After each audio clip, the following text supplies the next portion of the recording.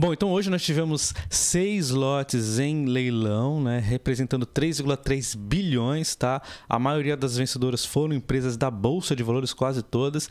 E o grande ponto importante a se refletir é que não é o fim, não para por aqui, porque em 2023 nós teremos leilões recordes. Então, muitas empresas ainda vão, talvez, dar uma segurada aí um pouquinho nos dividendos, dentro do possível, né, dentro dos regulamentos e tudo mais, para ficarem prontas para o leilão de 2023. Nós temos, em título de comparação, dado o edital, né, da ANEEL, aí tem os deságios e tudo mais, 3,3 bilhões agora nesse leilão de fim do ano.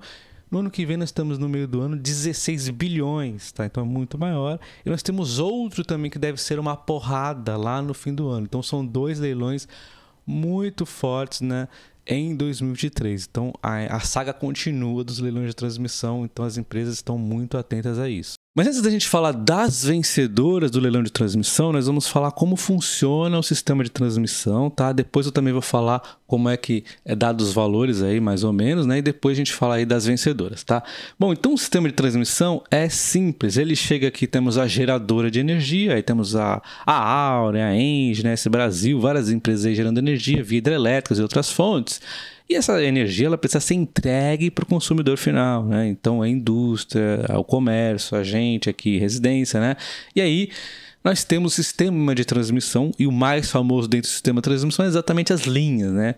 Mas no sistema de transmissão, a empresa que ganha esse leilão aí, né? Como nós tivemos hoje, ela vai receber essa receita anual permitida, que é a RAP, diante, né, de ter essa linha disponível. Então ela tem a linha disponível, pronto, ela já está ganhando aí a sua receita anual. E por isso que é tão seguro, que depois de ganho esse leilão, é só ela manter disponível, e essa receita é reajustada aí pelo IPCA por 30 anos, né? Então assim, não tem risco, né, basicamente nenhum, a não ser, é lógico, que ela tenha dado um preço, um deságio muito baixo. A gente já vai falar sobre isso, tá?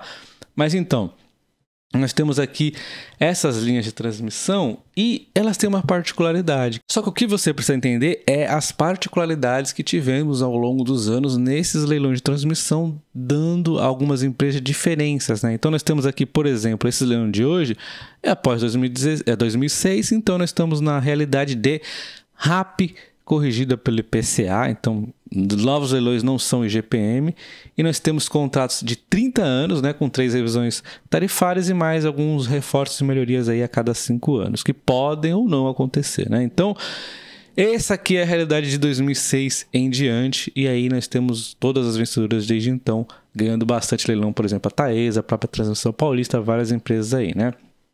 E aí nós temos, antes de 1998, a realidade onde temos a Eletrobras, principalmente, a Transmissão Paulista, empresas mais antigas com esse contrato aqui, que ele tem a particularidade, que é assim, ó, a gente vê que ele, em 2003, ele foi renovado, aqui no caso da Transmissão Paulista, né, e aí foi renovado por 30 anos, ele tem uma revisão tarifária a cada 5 anos, ele tem a particularidade de ser diferente aqui, pelo fato dele ter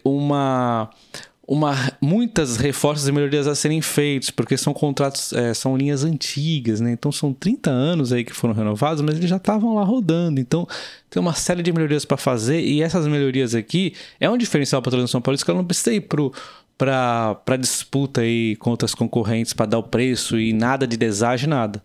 Eles vão lá, a ANEEL fala, ó, valor tal aqui, e aí pronto, tá fechado, então não tem deságio, vamos dizer assim, né? Então essa é a vantagem aqui dos contratos antigos. E a Transmissão Paulista, na hora que ela tirou essa foto aqui, estava 60%, tá, de representação na RAP dela. E aí nós temos a questão do RBSE está nesse contrato aqui, né, que foi todo aquele rosco que envolveu o MP7579, aquela coisa toda lá, que deu uma baguncinha, mas hoje já está aí, mais normalizado, mas ainda tem umas baguncinhazinhas para ser reajustada aí. Mas enfim, esse contrato antigo tem essa particularidade aqui do RBSE e também dos reforços e melhorias aí que são bastante relevantes aqui, tá? E nesse meio termo, de 99 a 2006, nós temos aqui um leilão que era via IGPM. Então nós temos muita Taesa e Alupar aqui, por exemplo, dentro dessa realidade aqui. E olha só a Transmissão Paulista, ela não ganhou nada nesse período, ela ficou paradona aqui, exatamente por conta do RBSE que estava enroladaço aí. Então ela ficou paradona e ela voltou com tudo agora. Mas enfim, né? Nesse período aqui tem muito Taesa e Transmissão Paulista, Taesa e Alupar, né? Ganhando essas RAPs corrigidas pelo IGPM. E o que acontece é que no 16º ano ela tem uma redução de 50%. Então, ao invés de no 30º ano acabar e ter que ir para a licitação de novo, no caso aqui dessas RAPs aqui, no 16º ano acaba 50% e no 30º ano acaba os outros 50%.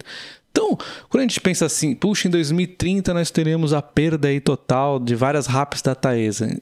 Tem esse lado positivo, porque ela já perdeu metade. Então, assim, é como se ela fosse perder só a outra metade e ela pode acabar sendo vencedora desses leilões, porque se ela já está levando isso aqui com 50% de deságio, vamos assim dizer, né? Porque já está valendo aí metade, ela tem grande chance de acabar ganhando, né? Enfim, é uma possibilidade aí, né? Vamos refletir para o lado positivo. E aqui não há revisão tarifária e os reforços e melhorias a partir de julho de 2019 a cada 5 anos aí, mas lembrando que os maiores reforços mesmo acabam estando, né, nas linhas antigas aqui, tá? Essas são as diferenças, né? Aqui nós temos muita Taesa, principalmente também temos a Alupar. Aqui nós temos as novas vencedoras. Aí a gente quase não tem a Eletrobras, por exemplo, tá paradaça aí, né? Nós temos Transmissão Paulista bastante. Todas elas aí que a gente está acostumado mais na bolsa têm vencido bastante. Aqui nós estamos no momento de bastante linhas de transmissão aí, teremos mais aí nos próximos anos. E aqui no 98 a gente tem muito aqui a Eletrobras, a Transmissão Paulista, né? Principalmente aí, né? E uma curiosidade do sistema de transmissão de energia nós temos aqui na questão da geração, né, a energia gerada, e ela precisa ser transmitida, né, e para isso precisa da subestação elevadora. Elevadora do quê? De tensão. Por quê? Porque quando você eleva a tensão, se reduz a corrente. Então, reduzindo a corrente, reduz a bitola do fio. Menos necessidade aqui, né, de mais materiais sendo utilizados nesses fios. Então, existe uma economia, aliás, uma possibilidade, senão seria praticamente impossível, né? E aí, consegue levar essa linha de transmissão até a subestação abaixadora de tensão, né? Nós temos aqui, ó, as subestações que elevam aí, abaixam as tensões, né? E aí o que acontece? Quando abaixa a tensão, né? A gente está pronto aqui, né, para o sistema de distribuição de energia.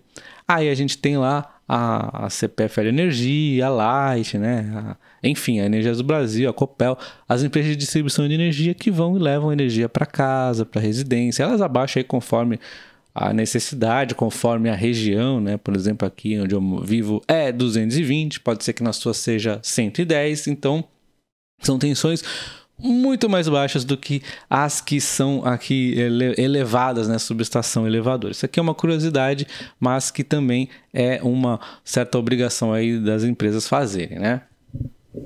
E como é que funcionam os leilões? Bom, a primeira coisa que acontece é a necessidade, né? Então, o que nós vamos ver muito acontecendo aí com essa transição de energia é gerações aqui no Nordeste, né? E aí precisa levar para São Paulo, que não tá precisando de tanta energia, tá gerando cada vez mais, é uma região boa para gerar energia e também tem alguns incentivos aí. E aí, poxa, São Paulo está precisando, então vamos fazer linha de transmissão, né, para escoar essa energia. A gente tem, inclusive, no relatório da SB3, de vez em quando eu mostro para vocês lá que está tendo o curtailment, onde está sendo desperdiçada a energia, não tem para onde escoar a energia, parte dela, né? Bom, então, precisa da transmissão de energia aqui, né? E aí, como é que como é que a ANEEL faz? Ela vai lá, junto com os órgãos aí fazem os estudos do preço, e aí tem uma série de fatores para ela ver. Temos aqui os equipamentos, equipamento de subestação, como nós acabamos de ver ali, temos as estruturas metálicas, os cabos, olha aí, tudo aqui é levantado, e aí logicamente todo ano, né, tem que ir lá e falar, poxa, tivemos a inflação, coisa e tal, né, e aí elas fazem o levantamento do preço, e aí vem as empresas de transmissão. E aí elas dão o seu valor, né? E aí cada uma vai dar um valor diferente diante de algumas realidades. A empresa vai lá e faz a premissa que, puxa, eu acho que não vai aumentar muito a inflação não, hein? Então ela vai lá e talvez dê um lance mais agressivo, ela vê o seu próprio endividamento, obviamente, ela vê a Selic, a perspectiva de todas essas coisas aí, de como é que vai ser, né? E ela vê, ou seja, o custo de capital, e ela vê também a questão das sinergias. Puxa, vamos supor que tem um lote 3 aqui, vamos supor que é aqui. ela fala, puxa, eu tenho um lote aqui, ó, do lado, então vai dar uma sinergia do caramba aqui, eu vou ser mais agressivo nesse lote aqui. Então, tem uma série de questões, por isso que quando a gente vê só o deságio, a gente talvez não tenha, não esteja sendo muito justo com a empresa. Então, às vezes, quando os deságios são muito pesados, a gente vê a cotação caindo, aí vai lá a empresa e justifica, olha, eu fiz isso por causa disso, tem melhoria tributária, às vezes tem, né? Temos aqui uma sinergia, vamos fazer isso e aquilo. Então, aí vai lá o mercado e fala, puxa, é legal, aí ele vai e recupera a cotação. Mas normalmente o mercado tem uma visão negativa e eu vi que no dia de hoje até que não, né? Mas às vezes, geralmente ele tem essa tendência de primeiro ver negativo para depois ver, gostei da explicação, ou não, né? Como nós vimos no Neoenergia no meio do ano, né? Então, é assim que funciona, né? A empresa dá o valor e aí esse valor abaixo do valor previsto pela ANEEL, que geralmente é um valor bem tranquilinho ali, esse valor abaixo é o que a gente chama aí de deságio. Dito isso, vamos ver então as vencedoras do leilão de transmissão. Então agora, falando do resultado do leilão de transmissão, lembrando que ontem eu falei sobre o endividamento dessas empresas, né, que concorreram aqui nesse leilão, que poderiam concorrer. Eu comentei também sobre o cenário da Selic, tudo isso é muito importante, além dos pontos que eu falei hoje e aquele ponto que eu vou relembrar novamente, a questão aqui, né, do deságio. Então, assim, lembra que eu falei que nós tínhamos um cenário antes que era muito difícil, muito complicado, então por isso que os deságios eram menores. E aí foi melhorando o cenário, os deságios apertaram, né, porque todo mundo quer coisa boa e agora está muito mais reguladinho, muito mais estável. Ontem eu expliquei um pouco mais, né? E aí hoje a gente viu um cenário aumentando pra caramba a concorrência, o deságio indo pra lua, só que começa a cair. Por quê?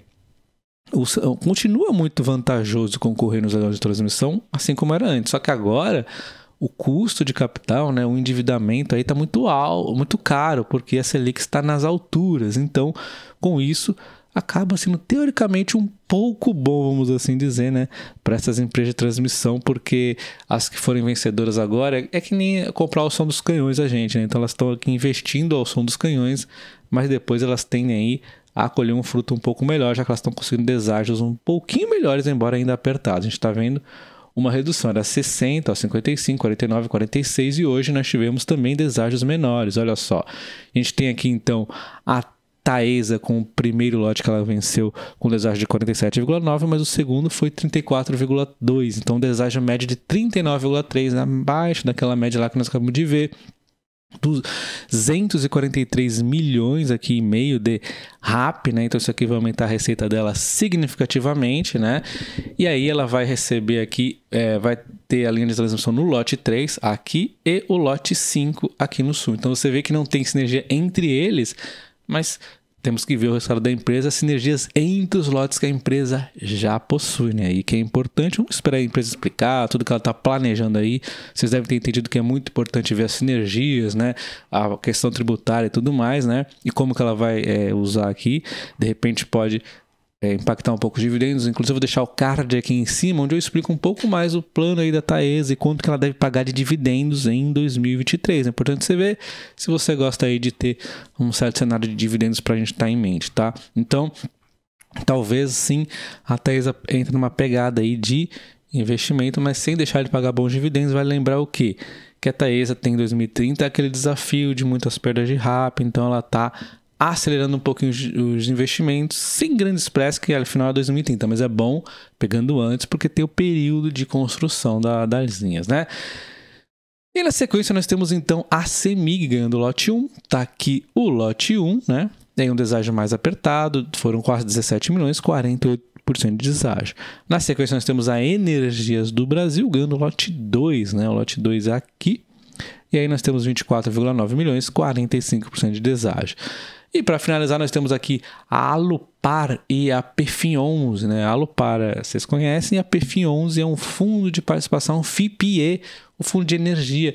E o legal desse Perfin 11 é interessante que ele não vai ter, provavelmente, assim, muito provavelmente não vai ter a taxação de dividendos, nem no ganho da cota, é isento, e nem no dividendo mesmo, né? Então, é 100% isento e é interessante porque dificilmente vai ser taxado, né? É mais fácil taxar os FIIs do que taxar nos fundos de participação, tá? Mas nada é impossível. Nós estamos no Brasil e o governo está sedento por um imposto. Mas, como eu disse, é o menos provável aqui de acontecer uma taxação no futuro. E aí nós temos uma RAP de 69,5 milhões, né? E um deságio interessantíssimo de 15,1%. E ele fica aqui na região de São Paulo, né? Curioso. Vamos ver aí qual os comentários da Alupar. Interessante que o deságio foi bem curtinho e não teve tanta concorrência assim, né?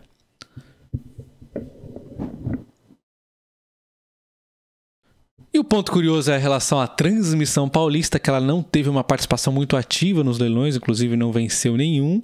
E aí ela está segurando os dividendos, né? O pessoal ficou um pouco impaciente, mas lembre-se, o foco ainda é 2023. O foco ainda é 2023, porém, assim, vendo aqui de fora, nada impede dela anunciar então dividendos agora em dezembro e abril também, né? Não precisa esperar até abril, já que ela provavelmente deve pagar 75% do lucro líquido regulatório. Eu acredito muito que ela vai pagar mesmo o mínimo, que aliás é interessante já 75% do lucro líquido regulatório, que aí já deixa uma margenzinha para ela pegar aí 2023, né, que tem leilões, como nós vimos, muito interessantes. Então deixa o like nesse vídeo, não se esquece de se inscrever no canal, pô, ativa o sino aqui, que energia é ponto constante aqui no canal. Um abraço, até o próximo, valeu!